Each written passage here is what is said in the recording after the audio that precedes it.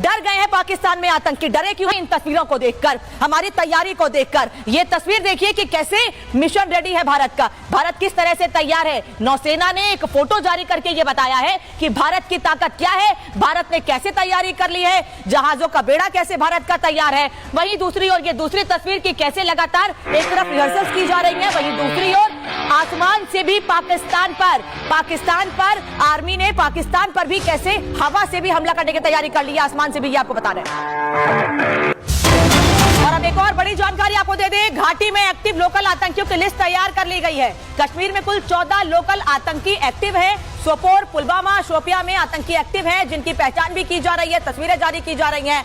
अवंतीपोरा, अनंतनाग, कुलगाम में भी आतंकी एक्टिव हैं। कुल 14 ऐसे आतंकी हैं, लोकल आतंकी हैं, उनके बारे में जानकारी हासिल करके फोटो जारी की जा रही है। साथ ही लोगों से भी अपील की जा रही है कि अगर कोई इनको अपने आसपास देखता है तो इसकी जानकारी तुरंत सेना को दी जाए, और जो भी जानकारी देगा उनकी जानकारी गुप्त रखी जाएगी। यानी अब एक तरफ पाकिस्तान के भेजे हुए, पाकिस्तान के पाले हुए आतंकियों की पहचान की जा रही है कश्मीर में अलग अलग जगहों पर, अलग अलग जिलों में। वहीं दूसरी ओर फोटो जारी करके बताया जा रहा है कि भारत ने इन आतंकियों को पहचान लिया है।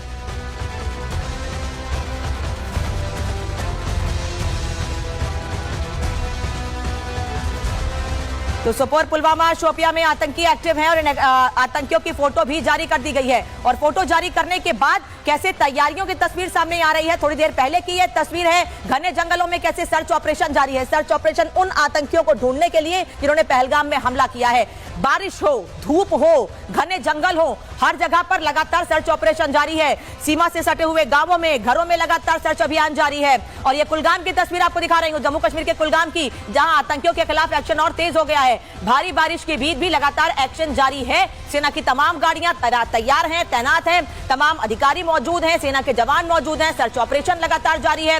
कुलगाम की यह तस्वीर आपको दिखा रही हूं, और कुलगाम में भारी बारिश के बीच लगातार सर्च ऑपरेशन जारी। जैसे मैंने पहले भी आपको बताया, भीषण धूप हो, भारी बारिश हो, सर्दी हो, बर्फ हो, कहीं भी सेना के जवान पीछे नहीं हट रहे हैं। हर जगह सर्च ऑपरेशन जारी। और एक बात तो साफ है कि आने वाले कुछ दिनों में जिन लोगों ने पहलगाम में हमला किया है, पर्यटकों को निशाना बनाया है, उन सभी लोगों को ढूंढ निकाला जाएगा। कितने दिन तक जंगलों को फायदा उठाकर ये लोग भागते रहेंगे?